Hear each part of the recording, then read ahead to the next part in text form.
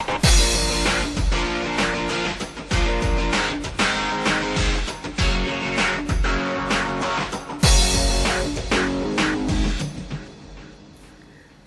hello there people, it's King, and yeah, I do sound like death, and the reason for that is I have man flu. Now, if you're not familiar with man flu, it's probably because you're either A, not a man, or B, you are a Z 4x4, so it's pretty much one step down from physically dying. I'm bunged up, I feel like poo, so if I sound a little bit breathless in this commentary, I can only apologise. Now, I am bored right now. I am super bored, and the reason for that is I have just been watching my channel. Yes, that's right. I am bored because I've been watching my own channel. Now, Jesus, this Road to Commander series is taking forever, and I am sorry, but I'm going to stick it out.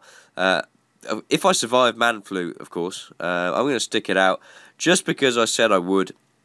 Now, if you guys are fed up with the videos, just let me know, and I will put them as unlisted or something and add them to the playlist, so those guys that actually want to watch them actually can do. So yeah, now about this little video, this is an all-time classic. This is International Track and Field. It was an original PS1 title, and I used to love this game, and the reason for playing it now, well, it's fair to say I'm a huge fan of athletics, as everyone that I play with and know in real life will tell you. And this game is not inspired at all by Team GB's slightly unexpected success. God, I can't even talk.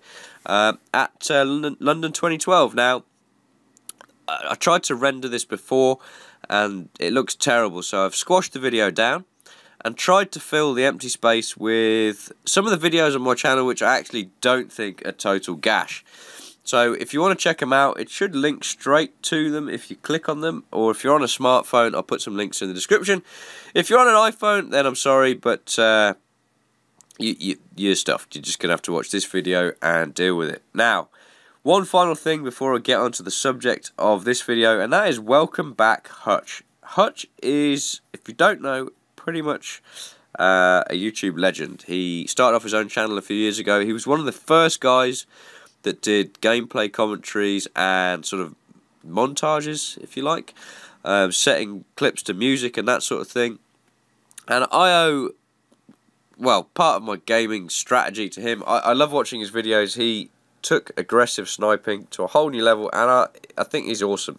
Unfortunately, he got a bit too famous for his own liking and disappeared off the scene in February. Now, when I first saw the video, I knew it was depression, and he's just come back and basically said he was depressed. And I'm pleased he's back. I'm pleased he's beat the Big D, and I'm really enjoying the content on his channel.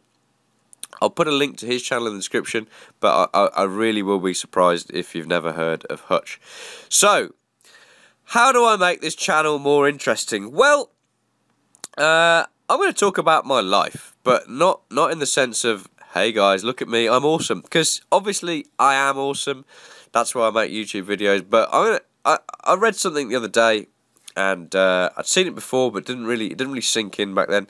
And it's an anonymous quote, which goes like this: "A wise man learns from the mistakes of others, a fool from his own." So what does that mean? Well, I am the fool, you are the wise man. It's quite simple. I have ballsed up so much stuff in my life. I mean, everything you could possibly imagine. I've ballsed it up at some point in my life, and then done it again and done it the right way. And obviously that makes me a fool, because I learn from my mistakes. But you, being the wise man, you're going to learn from my mistakes. So yeah, this is where I put like a big subliminal. That's an oxymoron. I stick some sort of message on the screen saying subscribe, etc., etc. But no, I'm just going to say, if you want to subscribe, do it now, and we'll be done with that. So what exactly can I talk about? Well, where to begin? I mean, let's go back 11 years when life was easy. Literally 11 years ago to the day. I mean, I think it was Thursday this week, A-level results came out. 11 years ago to the day, I got my A-level results. I got my 3 A's in maths, physics and economics. And that was it. That was the last time life was easy. I mean, So for some reason, when you're at school, you think life is difficult, but let me tell you, it's the easiest time you're ever going to have. It's the best time of your life. Well, that's not strictly true. You might have a better time at university, but it's the most stress-free time when you're at school. You just got to remember that. Enjoy it, because when you hit the real world, life can be, and has a tendency to be, an absolute bitch. So, left school. Didn't get into my desired university course, even though I got top grades, and then ended up doing a gap year. I did that gap year at KPMG. That went pretty well, and then I went off to university. Now, university was it was debaucherous. If you don't actually need a degree for what you want to do in life, I'd suggest you go to uni anyway, just so you can, how can I say this, get on everything that breathes for 3 years. That is all you need to know. That said, I wish I'd tried a little bit harder at uni. You know, I didn't really go to many lectures, I didn't go to any seminars, and as a consequence I came away with a 2-1. That might not sound like the worst thing in the world, but I was 1% off a first, and coming away with a first is quite a nice thing to say. So I have a 2-1 degree in economics from the University of Warwick. I left uni, and then I picked up my first criminal record. It was, I think it was ABH. I mean, all that happened was I got in a scrap with a guy. He punched me, I punched him back, and because of my inexperience of the legal system, I got myself completely screwed. It was a £2 fine, 200 hours community service, and let me tell you, if you get arrested for the first time in your life, you want to do everything you can to not get a criminal record, because that will haunt you forever. I mean, even now, if I just see a police officer and I end up having to give him my details, he treats me like I'm some sort of dirtbag wanting to go out and stab old ladies, rape their children, and pillage their houses. I mean, honestly, criminal record, you want to try and avoid it if you can. Let me tell you that. So, then I had a graduate job offer from KPMG, and I turned that down. And why did I turn that down? Well, in hindsight, I was mad. Yeah, so I got screwed by my letting agent and decided to, you know, being the sort of guy I am, I walked into their offices and said, look, I want my deposit back, or I'm going to set up a competing business. They went, yeah, stuck 2 fingers up at me and said, do what you got to do. So I did. I set up a competing business, and for the most part, it went pretty damn well. Nicked a load of their clients and it was flying along.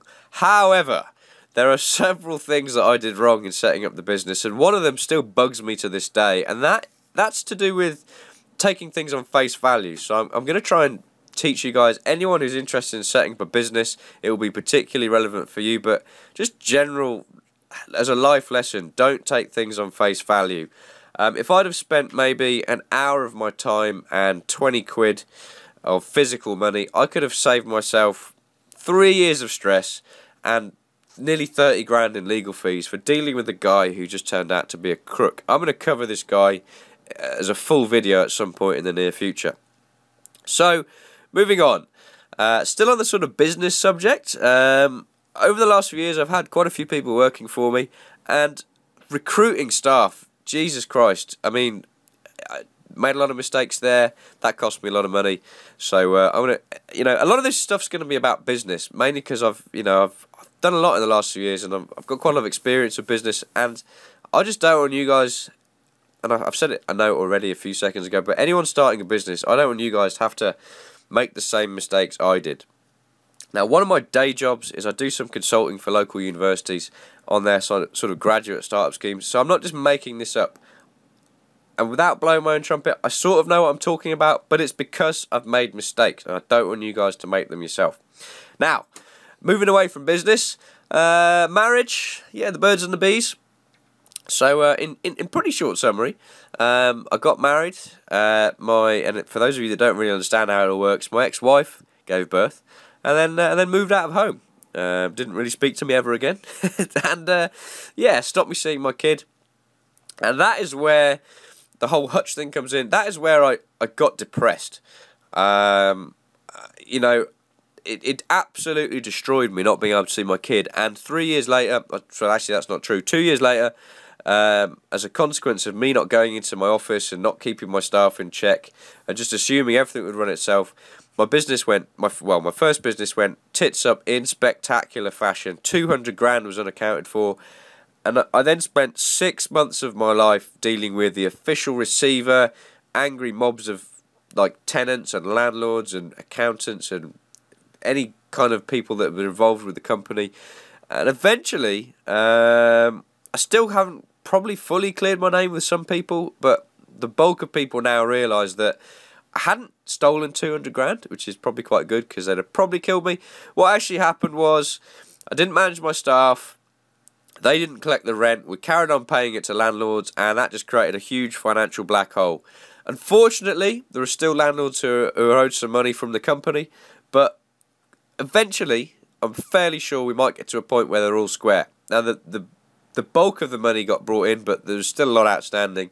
I'd say still about 80 grand is out there. And the problem is, the longer it goes on, this happened in 2010, the longer it goes on, the harder it will be. So, I know we're back to business, but I did say it'll be a lot about business. I could teach you how to deal with business failure. I didn't deal with it right, and it took me longer to sort things out than it should have done. You know, when things go wrong, you've just got to hold your hands up, and that will help, trust me, that will help. Now, the good thing about this is it gave me a significant kick up the arse. It made me realise that life was actually not all that bad. You know, I was still in fairly good health. I'd lost a lot of weight, but I was in fairly good health. I had good friends, I had good family, had an awesome kid who knows who I am. When he doesn't see me, he misses me. And that helped me get my life back on track. So that was about, I'd say, November, December 2010. And in the last 2 years, I've set up another business, and I've got some good clients on board, and things are going well. But still, get myself in trouble, still making mistakes, so there's still plenty of things you can learn from me. Not so long ago, I'm talking about 2 weeks, I spent a night in the cells. Thank you very much, ex-wife, for reporting me for harassment. I appreciate that. What happened? Quite short and simple. We agreed in court earlier in this year, February, that we would work together to arrange ongoing contact between me and our son. We left court, having just agreed it, and then she said, don't talk to me again. So I kept texting her and said, look, you know, you need to talk to me, this is what's good. She went, don't text me. Oh, well, you've got to text me because this is what we've agreed. She then reported me to the police. The police made me sign this bit of paper saying I won't text her again. And I carried on texting her. I just had to know for my own peace of mind, is she actually going to try and push this? And yep, she did. So about 5 o'clock in the morning a few weeks ago, 3 police officers came through my front door, pretty much took it off its hinges, and threw me in the back of a police van. Bear in mind, they've just looked at my criminal record. They think I'm some sort of thug. So they've just, like, threw me down the stairs and into the back of this police van. Kept me banged up for 24 hours, interviewed me, and were like, did you text your ex-wife saying, can you see your son? Yes. Well, that's harassment because you signed this bit of paper. I've gone to court. My solicitor said, look, you know, you're probably going to lose in court. I'm thinking, God damn it, am I going to go to jail now? He went, no. Worst case scenario is you're going to get a restraining order, which means you have to contact her through a solicitor. But we should fight this on a matter of principle. She is supposed to be talking to you. The problem is with the law, criminal courts and family courts are completely separate. So, you know, my solicitors are still looking into this. I have a criminal lawyer working for me. I have a family lawyer working for me. They're trying to work together to work out how best to fight this case. But in November the 8th, I'm going to court to try and prove my innocence. You know, I'm trying to text my ex-wife to arrange time to see my son, and she doesn't want to talk to me. So, you know, we're sort of between a rock and a hard place. Well, I say I'm between a rock and a hard place. Now, I'll just clarify this in case she happens to be watching. I do see him every Sunday, for which I am entirely grateful. But what bugs me is he wants to see more of me, and she's not letting it happen. So, anyway, I'm going to continue fighting. But for anyone in my sort of situation, I can teach you a hell of a lot. It sounds like a depressing subject, and it can be at times, but if you deal with it better than I did, you probably save yourself a lot of hassle. My problem was, when we first broke up and she went, oh, you're not seeing your son, I went up the wall. Went absolutely loopy at her. Of course, she then used it against me, and it just took so long to rebuild some sort of trust. You know, I said to her, well, if you're not going to let me see him, I'm not going to let you see him, I'm going to take him away from you, blah, blah, blah. All said in the heat of the moment. Should not have said it, but it was done. And yeah, that's probably worth about 2-3 videos. Yeah, that pretty much brings me to the end of this video. So, you know, guys, I just want to let you know where I am now. I run my own business. I've got a good few clients. I do consulting for a few universities. I'm fit. I'm healthy. I've got I would say, a pretty damn looking girl on the go. Try and keep that quiet, but yeah, she keeps me happy. So things are good, but my God, I could have saved myself a lot of hassle over the last few years. So I hope you guys enjoyed this. It's something a bit different, and yeah, I'll see you soon. Later.